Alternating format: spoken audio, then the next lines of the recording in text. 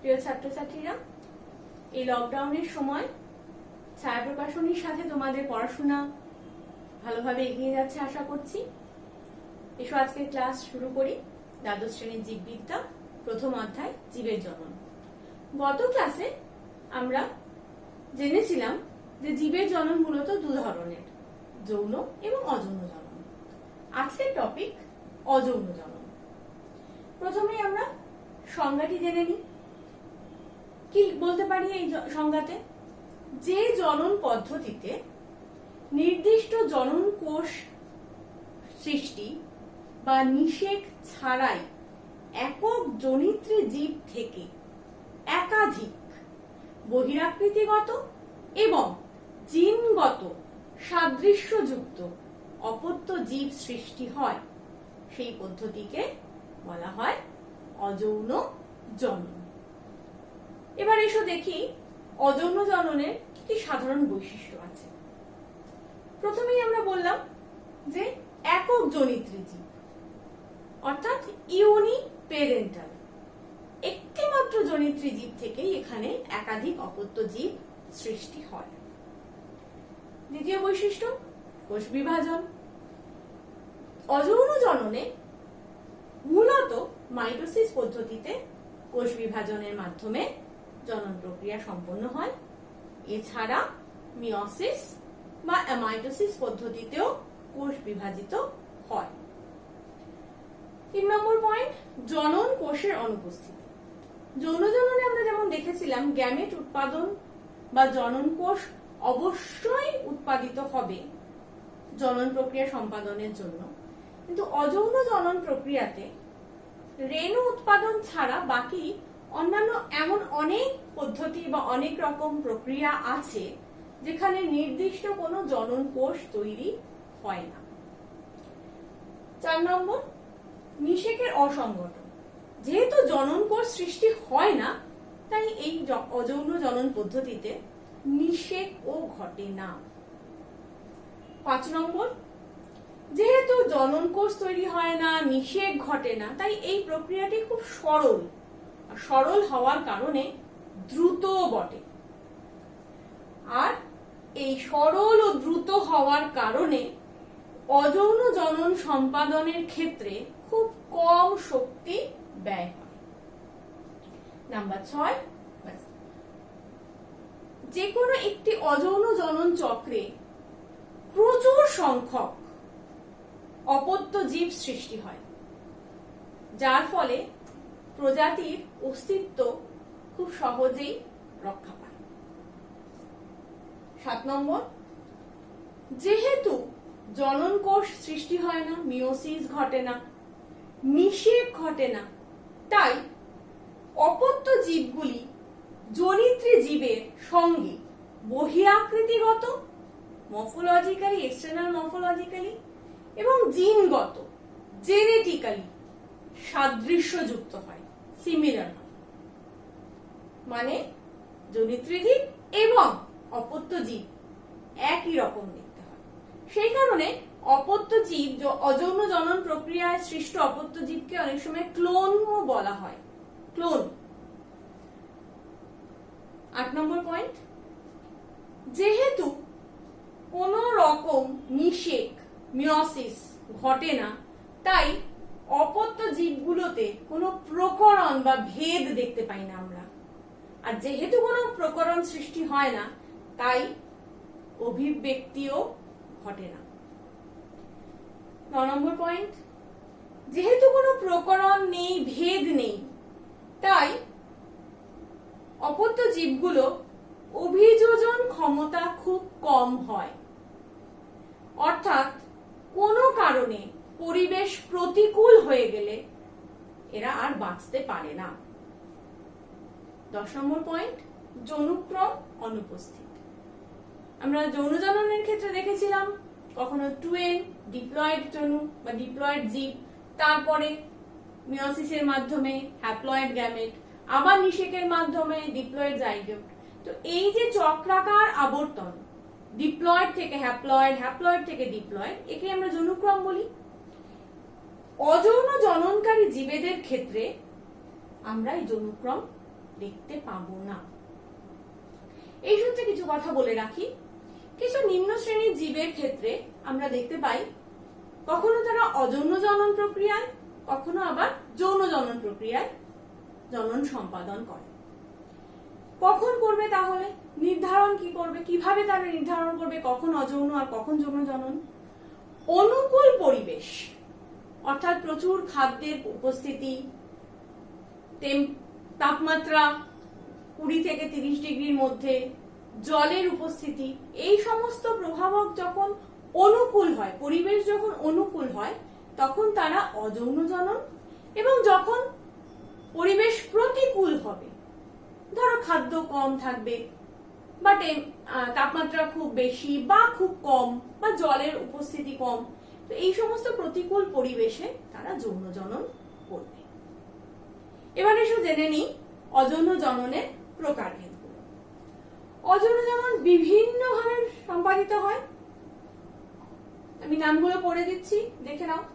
বিভাজন বা ফিউশন, যা আবার 3 ধরনের: দ্বিবিভাজন বা বাইনারি ফিউশন, বহু বিভাজন বা মাল্টিপল ফিউশন, এবং প্লাজমোটমি।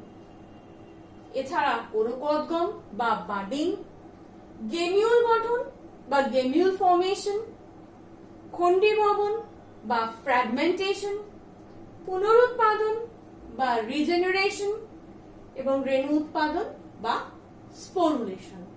তো এই সমস্ত পদ্ধতিতে অযৌন জনন সম্পাদিত হয়। এবার এসো আমরা এই প্রকারভেদ সম্বন্ধে একটু বিস্তারিত আলোচনা করি। প্রথম প্রকার বিভাজন, ফিউশন, মানে ভেঙে যাওয়া। তাহলে এর সংজ্ঞাটি আমরা কি লিখতে পারি? যে অযৌন জনন পদ্ধতিতে জনিত্রী জীব বিভাজনের মাধ্যমে 2 বা ততোধিক সদৃশ এবং সম আকৃতি সম্পন্ন অপত্য জীব সৃষ্টি করে, তাকে আমরা বলবো বিভাজন, ফিউশন। এটি 3 প্রকারের: দ্বিবিভাজন, বহুবিভাজন এবং প্লাজমোটমি। দ্বিবিভাজন নামেই আমরা বুঝতে পারছি, দ্বি মানে 2। বাইনারি ফিউশন, বাইনারি ফিউশন আবার 4 রকমের: অনিয়ত, অনুদৈর্ঘ্য, অনুপ্রস্থ এবং তির্যক। এই সমস্তগুলোই নির্ধারণ করা হয়েছে কোন তলে জীবটি বিভাজিত হচ্ছে। এবং এক্ষেত্রে আরো একটি কথা বলে দিই, দ্বিবিভাজন প্রক্রিয়াটি মূলত এককোষী জীবেদের ক্ষেত্রেই দেখতে পাওয়া যায়। প্রোটিস্টা, মোনেরা প্রভৃতি গ্রুপের জীবেদের ক্ষেত্রে আমরা এই দ্বিবিভাজন পদ্ধতিটি দেখতে পাব। অনিয়ত, যে সমস্ত জীবের কোনো নিয়ত বা নির্দিষ্ট আকার নেই, যেমন ধরো অ্যামিবা, কোনো নির্দিষ্ট আকার নেই, অনিয়ত জীব, যে কোনো তলে এর বিভাজন হতে পারে। প্রথম ক্ষেত্রে বা প্রথমের পর্যায়ে নিউক্লিয়াসটি একটি পরিণত জীব, নিউক্লিয়াসটি লম্বা ডাম্বেলের মতো হবে, মাইটোসিস প্রক্রিয়ায় বিভাজিত হবে। তার পরবর্তী ক্ষেত্রে সাইটোকাইনেসিস প্রক্রিয়ার মাধ্যমে 2টি সদৃশ সম আকৃতি সম্পন্ন অপত্য জীব সৃষ্টি হবে। যেহেতু অ্যামিবার কোনো নিয়ত আকার নেই, তাই যে কোনো তলে এই দ্বিবিভাজন পদ্ধতিটি হয় বলে একে আমরা বলবো অনিয়ত দ্বিবিভাজন। এবার আসছি অনুদৈর্ঘ্য, অর্থাৎ নাম থেকে বুঝতে পারছি যে কোনো জীবের দৈর্ঘ্য বরাবর যদি বিভাজনটা হয় তাহলে আমরা তাকে বলবো অনুদৈর্ঘ্য। কোথায় দেখতে পাই আমরা?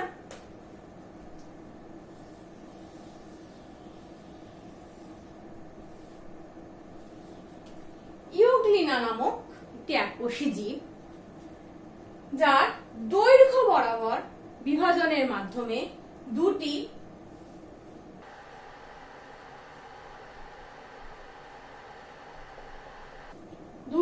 অপত্য জীব সৃষ্টি করে দৈর্ঘ্য বরাবর বিভাজনের মাধ্যমে, তখন আমরা তাকে বলবো অনুদৈর্ঘ্য বিভাজন। অনুপ্রস্থ বিভাজন, প্যারামেসিয়াম আমরা অনেকবার পড়েছি এই জীবটি সম্বন্ধে।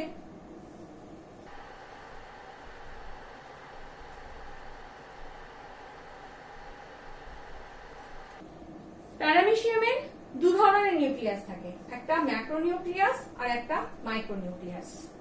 ম্যাক্রোনিউক্লিয়াসটি মাইটোসিস পদ্ধতিতে বিভাজিত হয় আর মাইক্রোনিউক্লিয়াসটি মাইটোসিস পদ্ধতিতে বিভাজিত হয়। তারপর অনুপ্রস্থ অর্থাৎ জীবটির প্রস্থ বরাবর বিভাজনের মাধ্যমে দুটি অসম আকৃতির অপত্য জীব সৃষ্টি করে।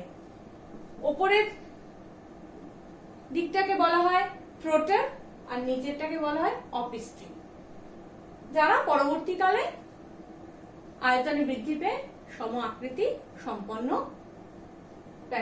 দুটি প্যারামেসিয়াম অপত্য সৃষ্টি করে।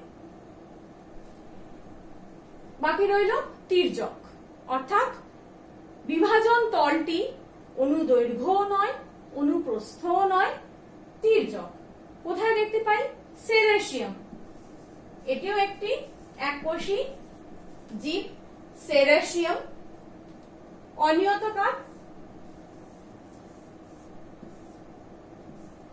একটি জীব, যার তির্যক বিভাজনের মাধ্যমে দুটি অপত্য জীব সৃষ্টি হয়।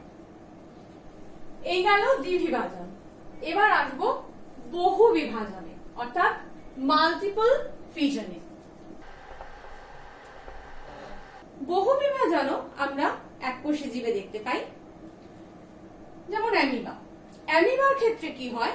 যখন পরিবেশ ততটা অনুকূল নয়, সেক্ষেত্রে অ্যামিবা তার সিউডোপোডিয়াগুলো নষ্ট করে একটি গোলাকার আকার ধারণ করে এবং তার চারপাশে একটি শক্ত আবরণের সৃষ্টি করে। এই শক্ত আবরণটাকে বলা হয় সিস্ট। এই সিস্টের মধ্যে অ্যামিবার নিউক্লিয়াসটি অসংখ্যবার মাইটোসিস পদ্ধতিতে বিভাজিত হয়ে একাধিক নিউক্লিয়াস এবং সাইটোপ্লাজম পরিবৃত হয়ে একাধিক অ্যামিবিউলি সৃষ্টি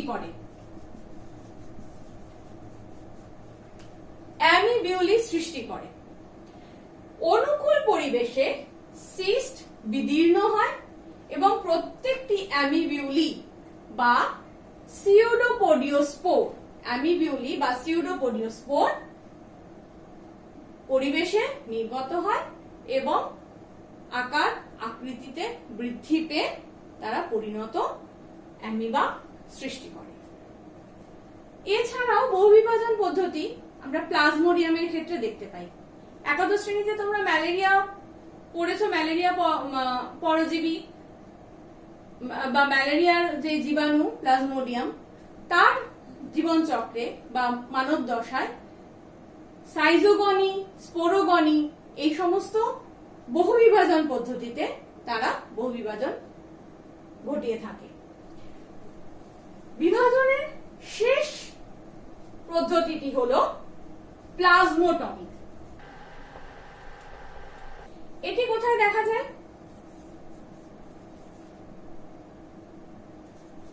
ওপালিনা নামক জীবে।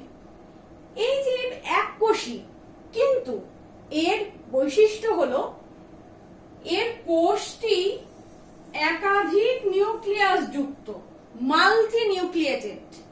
তো মাল্টি নিউক্লিয়েটেড হওয়ার কারণে নিউক্লিয়াস বিভাজন হয় না, এখানে প্রত্যেকটি নিউক্লিয়াসকে আবৃত করে সাইটোপ্লাজমের বিভাজন হয় এবং পরবর্তীকালে প্রত্যেকটি নিউক্লিয়াস সাইটোপ্লাজম পরিবৃত হয়ে বাইরে বেরিয়ে আসে, পরিবেশে নির্গত হয় এবং পরবর্তীকালে নিউক্লিয়াসের বিভাজনের মাধ্যমে আবার একাধিক নিউক্লিয়াস সম্পন্ন কোষ তৈরি করে। কোথায় দেখতে পাই? ওপালিনাতে। এবার এসো আমরা কোরকোদ্গম বা বাডিং সম্বন্ধে জানি। সংজ্ঞাটি কি? যে অযৌন জনন পদ্ধতিতে এককোষী বা বহুকোষী জনিত্রী জীবের বাইরের তলে সৃষ্ট এক বা একাধিক কোরক বা উপবৃদ্ধি থেকে নতুন অপত্য জীব সৃষ্টি হয়, সেই পদ্ধতিকে আমরা বলবো কোরকোদ্গম বা বার্ডিং। কোরকোদ্গমের ক্ষেত্রে জনিত্রী জীব এককোষীয় হতে পারে, বহুকোষীয় হতে পারে। এককোষী ইস্ট, আমরা জানি ইস্ট, খুব পড়েছি আমরা ইস্ট সম্বন্ধে অনেক জায়গায়। একটি নিউক্লিয়াস যুক্ত ইস্টের দেহে নিউক্লিয়াসটি প্রথমে মাইটোসিস পদ্ধতিতে বিভাজিত হবে। মাইটোসিস পদ্ধতিতে যখন নিউক্লিয়াসটি বিভাজিত হচ্ছে, সেই সময় ইস্টের দেহের কোনো একটি তলে একটি উপবৃদ্ধি সৃষ্টি হবে, বাট বা কোরক।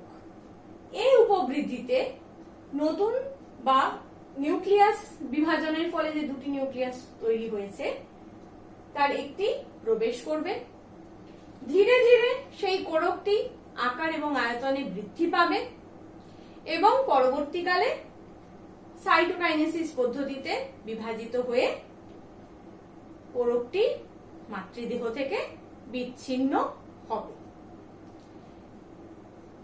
বিচ্ছিন্ন অপত্য জীবটি পরিবেশে স্বাধীনভাবে বেঁচে থাকতে পারবে। এক্ষেত্রে বলি, বিচ্ছিন্ন হওয়ার আগে অপত্য জীব যদি পুনরায় বাঁধ তৈরি করা বা উপবৃদ্ধির মাধ্যমে আবার জনন প্রক্রিয়া চালিয়ে যেতে চায়, তাহলে আমরা এরকম শৃঙ্খলিত বাঁধ দেখতে পাবো বা শৃঙ্খলিত কোরক দেখতে পাবো। এই দশাটাকে আবার আমরা বলি টরুলেশন দশা। যখন আমরা বিভিন্ন জনু উপবৃদ্ধি বা কোরক কে একসঙ্গে ইস্টে লেগে থাকতে দেখব বা তৈরি হতে দেখব, তখন সেই দশাটাকে বলবো টরুলেশন দশা। পরবর্তীকালে প্রত্যেকটি উপবৃদ্ধি বা কোরক মাতৃদেহ থেকে বিচ্ছিন্ন হয়ে স্বাধীন জীবন যাপন করে। এবার আসি বহুকোষী কোরকোদ্গমের ক্ষেত্রে।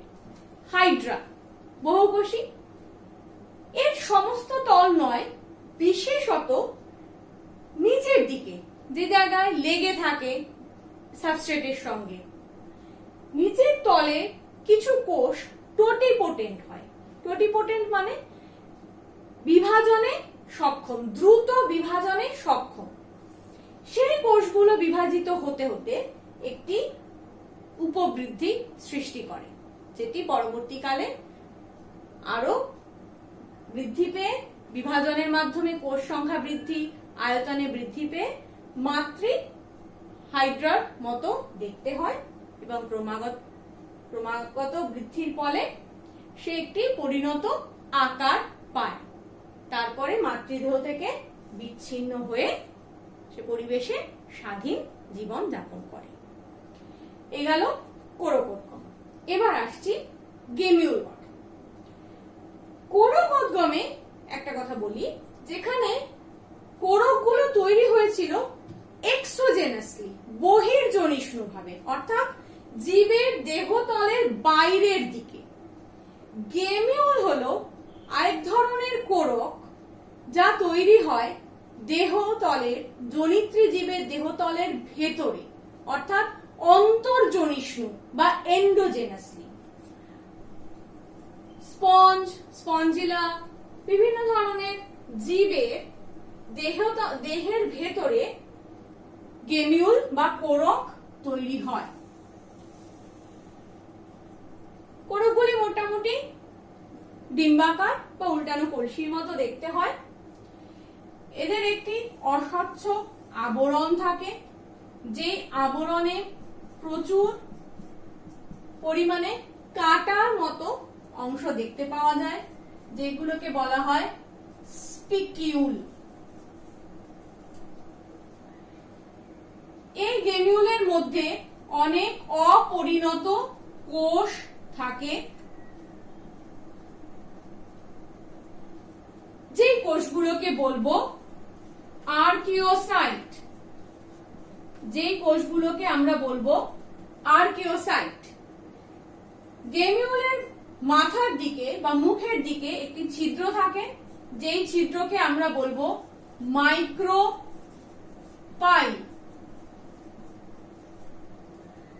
অপরিণত কোষ বা আর্কিওসাইট গুলো মাইক্রোপাইল দিয়ে নির্গত হয়, পরিবেশে নির্গত হয় এবং পরবর্তীকালে বৃদ্ধি পেয়ে নতুন অপত্য জীব সৃষ্টি করে।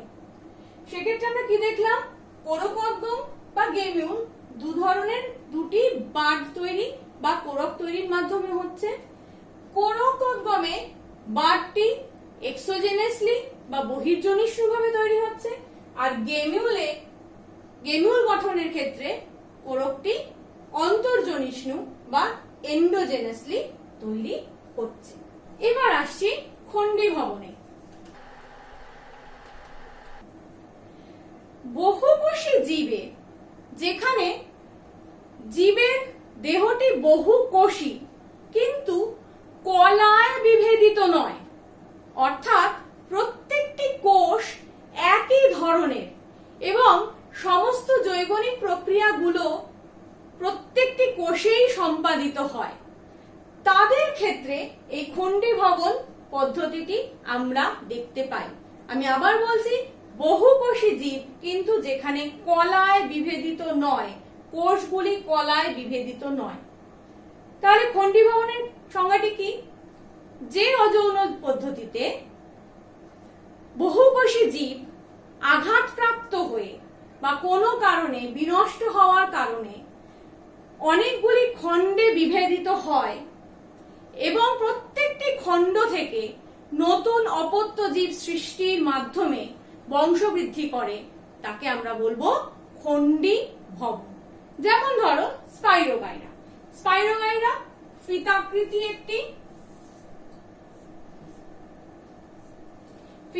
একটি শৈবাল।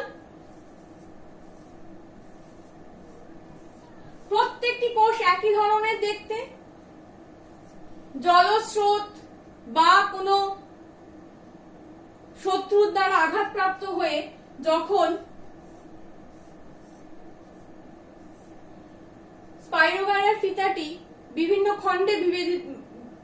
খণ্ডে ভেঙে যায়, তখন প্রত্যেকটি খণ্ড আবার কোষ বিভাজনের মাধ্যমে কোষের সংখ্যা বৃদ্ধির মাধ্যমে আবার পুনরায় নতুন ফিতা বা ফিলামেন্ট তৈরি করে। এই গেল খণ্ডী ভবন। খণ্ডী ভবনের একটু উন্নততর প্রক্রিয়া হলো পুনরুৎপাদন।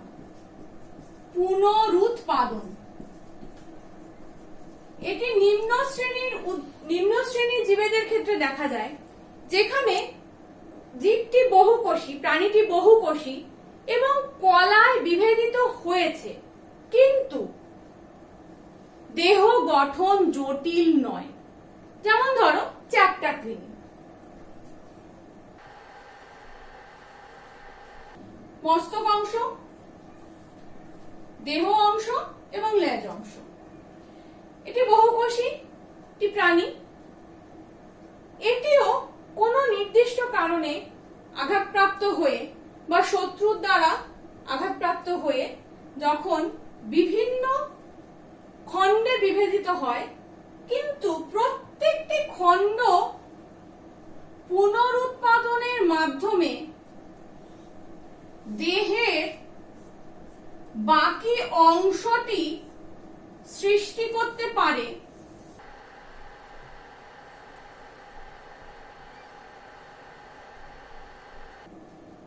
তখন সেই পদ্ধতিকে আমরা বলবো পুনরুৎপাদন। এখানে আমরা কি দেখলাম, মস্তক অংশ, দেহ অংশ বা লেজ অংশ আলাদা হয়ে গেল, কিন্তু প্রত্যেকটি অংশ থেকে জীবটি নতুন অপত্য জীব সৃষ্টির ক্ষমতা রাখে। তার ফলে যতগুলো খণ্ডে বিভেদিত হয়, যতগুলো খণ্ডে ভাগ হয়, খণ্ডিত হয়, ততগুলো অপত্য জীব সৃষ্টি করে। ফিতাকৃমির ক্ষেত্রে আমরা এই পুনরুৎপাদন পদ্ধতিটি দেখতে পাই। এবার এসো আমরা শেষ পদ্ধতি অযৌন জননের রেণু উৎপাদন সম্বন্ধে জেনে নিই। রেণু উৎপাদন বা স্পোরুলেশন। রেণু কি?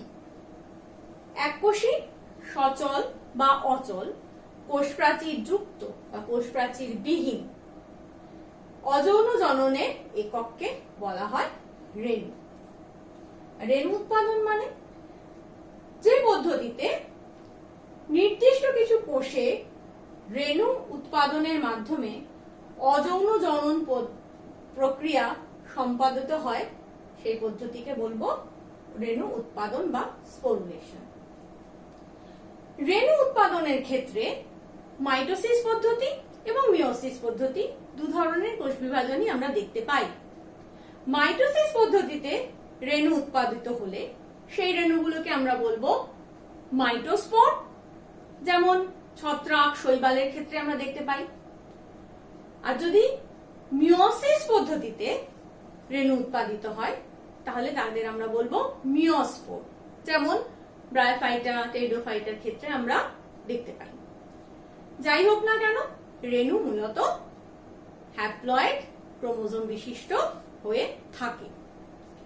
এবার কিছু রেণু সম্বন্ধে আমরা জেনে নিই। রেণু যদি সচল হয়, অর্থাৎ ফ্লাজেলা যুক্ত হয়, চলতে পারে, তখন তাদের আমরা বলবো চলরেণু বা জুস্পোর।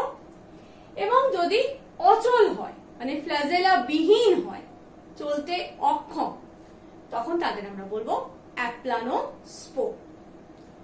চলরেণু মূলত বহুকোষী শৈবালগুলোর ক্ষেত্রে আমরা জুস্পোর বা চলরেণু দেখতে পাই। বহুকোষী শৈবালগুলোর কিছু কোষ মাইটোসিস পদ্ধতিতে দ্রুত বিভাজিত হয়ে স্ফীতাকার ধারণ করে, তখন আমরা তাকে বলি জুস্পোরেঞ্জিয়াম বা জু রেণুস্থলী।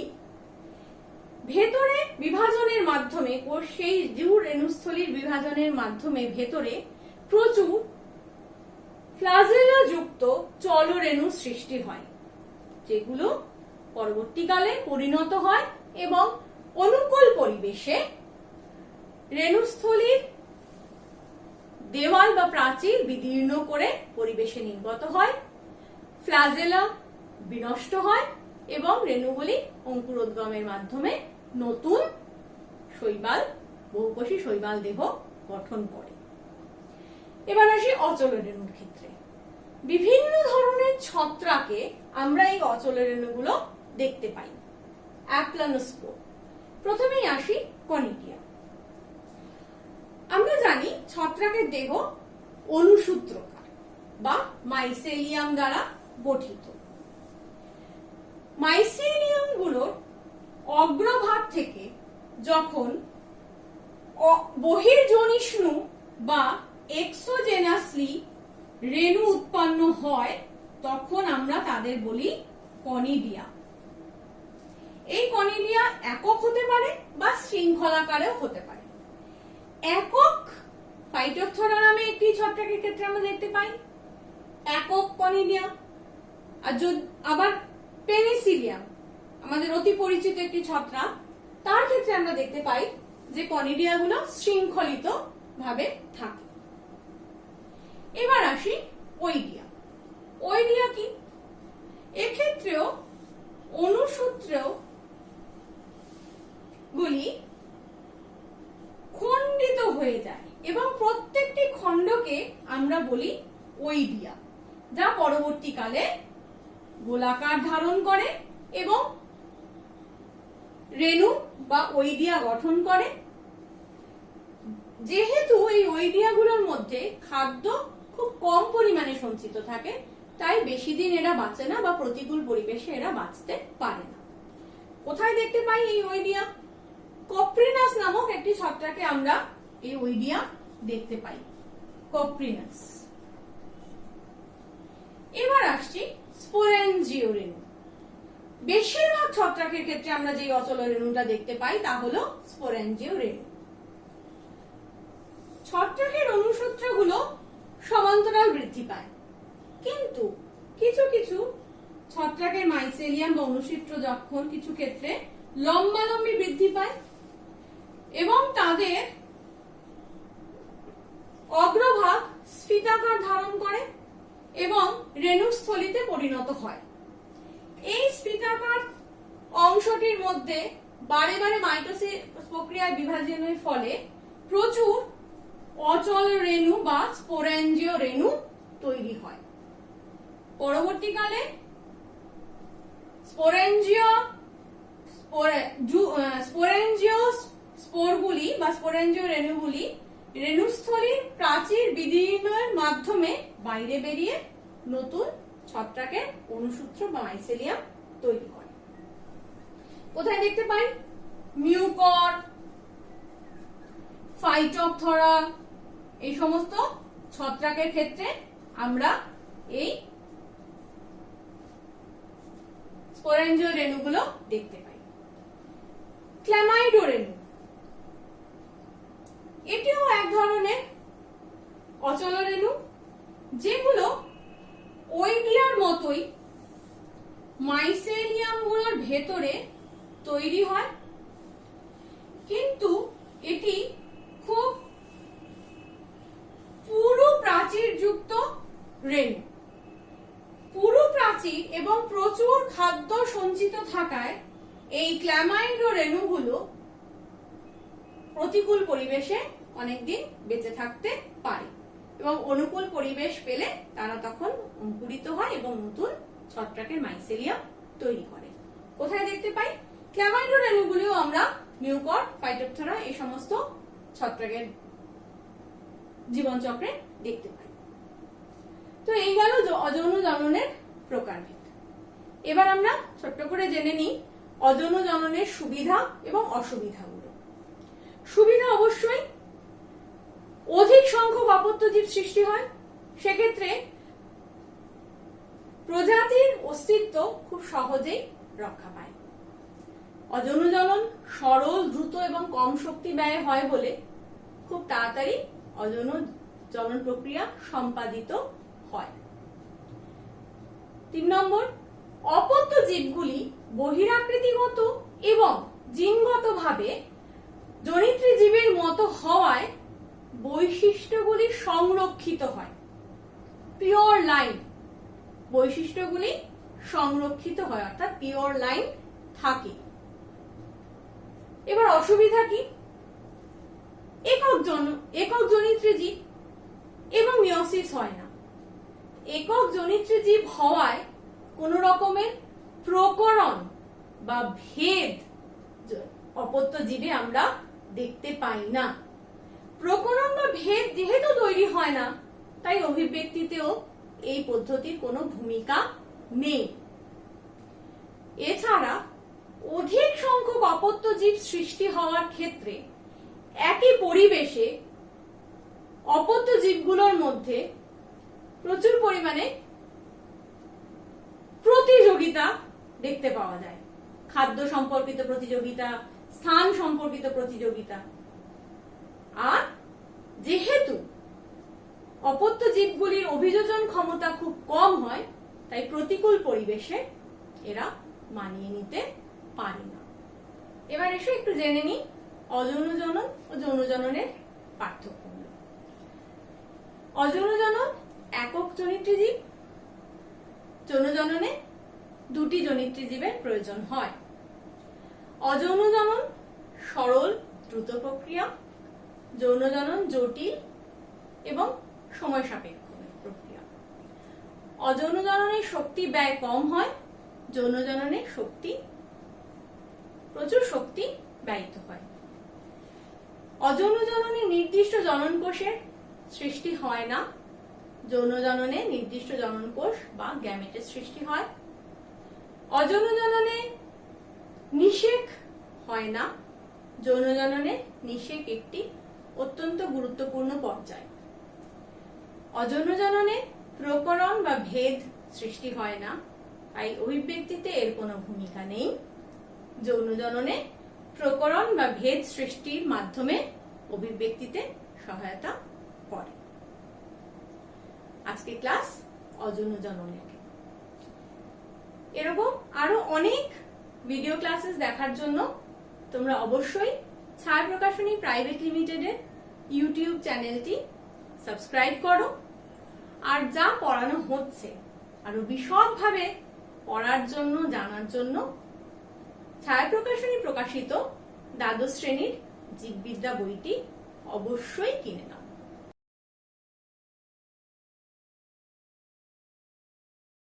সঠিক প্রস্তুতি মানেই চাই ছায়া প্রকাশনীর সায়েন্স বই।